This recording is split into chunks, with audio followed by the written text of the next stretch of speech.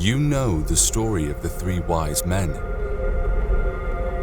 But have you ever heard the story of the other wise man, who also saw the star in its rising and set out to follow it, yet did not arrive with his brethren in the presence of the young child Jesus? Artaban lived in Ecbatana, among the mountains of Persia. His robe was the richest of ivory, worn over a tunic of silk. A white headdress covered his flowing black hair. This was the dress of the Magi. Artaban told of the study he and 3 of his other friends had made of the ancient writings and the stars that indicated the imminent coming of the Blessed One, the Messiah. There shall come a star out of Jacob, and a scepter shall arise out of Israel. He had sold his possessions and bought 3 jewels, a sapphire, a ruby, and a pearl, to offer as tribute to the king. The first one was blue as a fragment of the night sky. The second one, redder than a ray of sunrise, and the third one as pure as the peak of a snow mountain at twilight. Artaban went out on the roof and observed the stars. As he watched, a steel blue spark was born out of the darkness beneath, tiny and infinitely remote. Artaban said,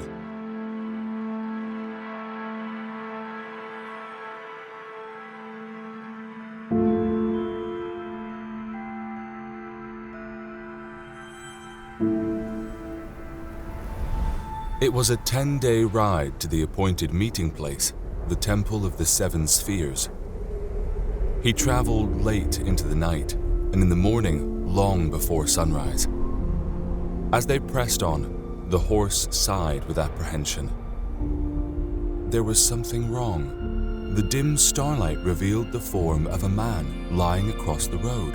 He was a poor Hebrew exile, almost dead in the grip of a deadly fever. Should he turn aside, if only for a moment, from the following of the star, to give a cup of cold water to a poor, perishing Hebrew? Artaban prayed.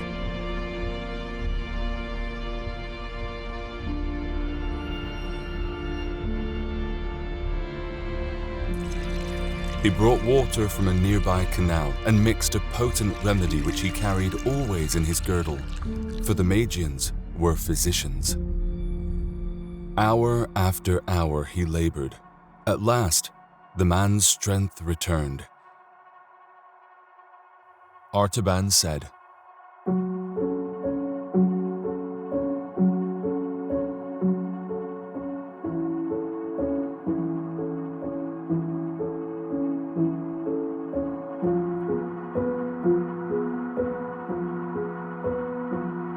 The Hebrew said,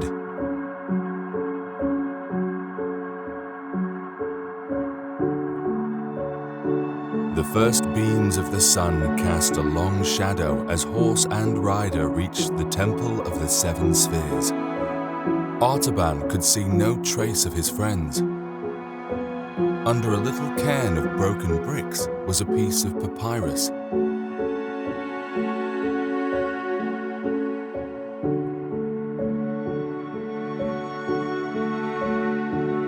Artaban said,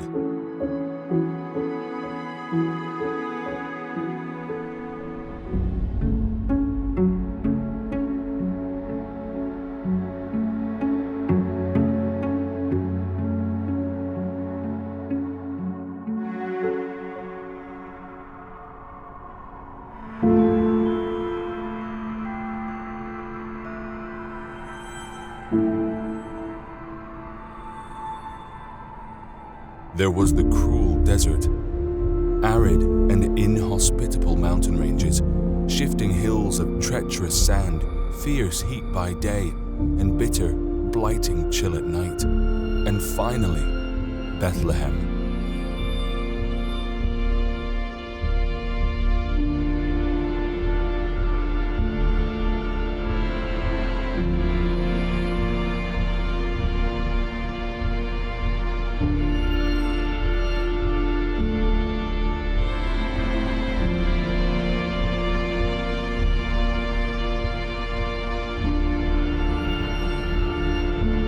The streets seemed deserted.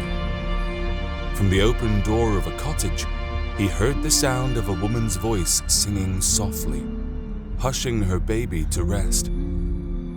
She told him of the strangers from the Far East who had appeared in the village 3 days ago, and how they said that a star had guided them to the place where Joseph of Nazareth was lodging with his wife and her newborn child. She said,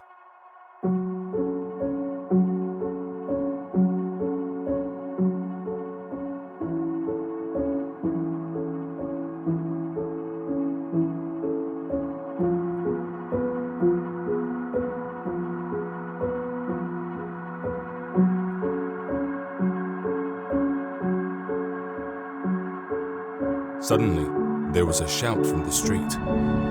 "The soldiers! The soldiers of Herod! They are killing our children!" The young mother's face grew white with terror.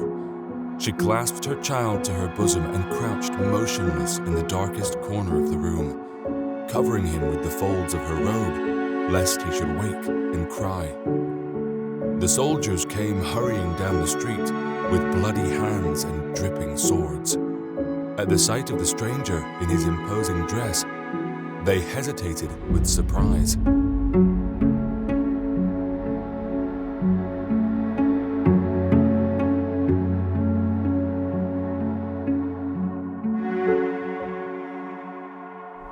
The captain was amazed at the splendor of the gem. He stretched out his hand and took the ruby.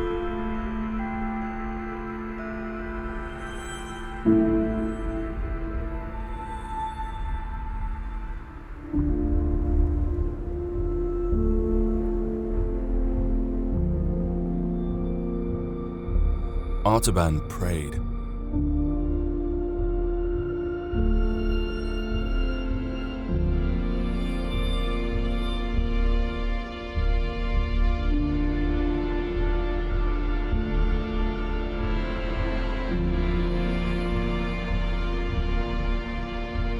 But the voice of the woman, weeping for joy in the shadow behind him, said very gently,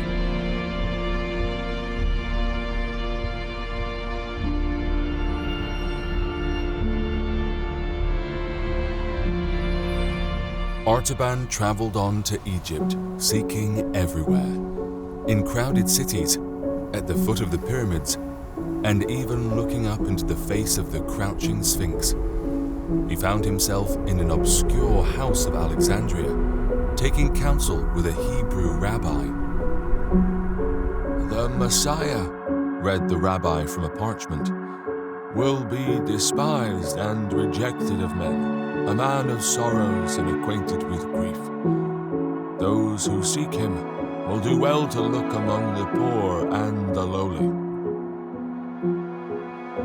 And so he traveled from place to place. He visited the oppressed and the afflicted in the gloom of subterranean prisons and the crowded wretchedness of slave markets. Though he found none to worship, he found many to help. He fed the hungry and clothed the naked and healed the sick and comforted the captive. And his years passed. 33 years of the life of Artaban had passed away, and he was still a pilgrim and a seeker after light, worn and weary and ready to die, but still looking for the king. He had come for the last time to Jerusalem. It was the season of the Passover.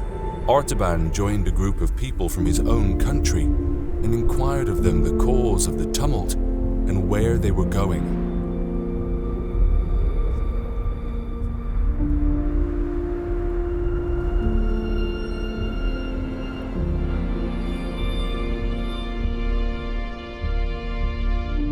Those words felt strangely familiar to Artaban. They were words that had led him a lifetime ago over land and sea. Could it be that the king had arisen, but he had been rejected? and now he was about to die?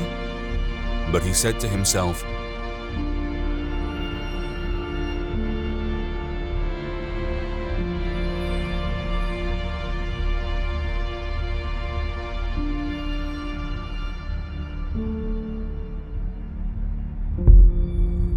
Just then, a troop of soldiers came dragging a young girl down the street. She was being sold as a slave to pay his debts.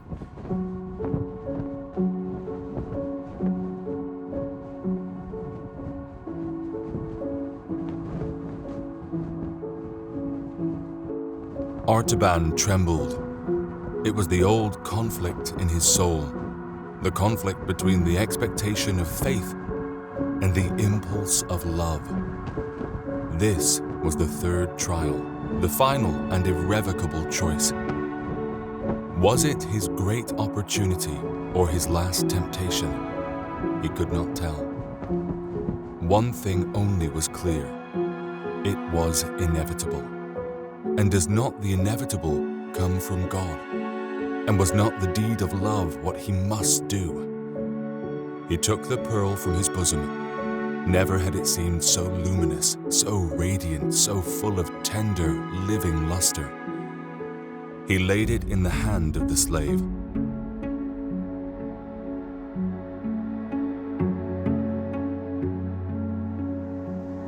Just then came an earthquake. The walls of the houses rocked to and fro. Stones were loosened and crashed into the street. Artaban knew that the quest was over and it had failed. But even in that thought, there was peace. It was not resignation or submission. It was something more profound and searching. He knew that all was well. He had done the best that he could from day to day. He knew that even if he could live his life over again, it could not be otherwise than it had been. There came a voice through the twilight, very small and still, like music sounding from a distance in which the notes are clear but the words are lost. Truly, I say to you, inasmuch as you have done it to one of the least of these my brothers or sisters, you have done it to me.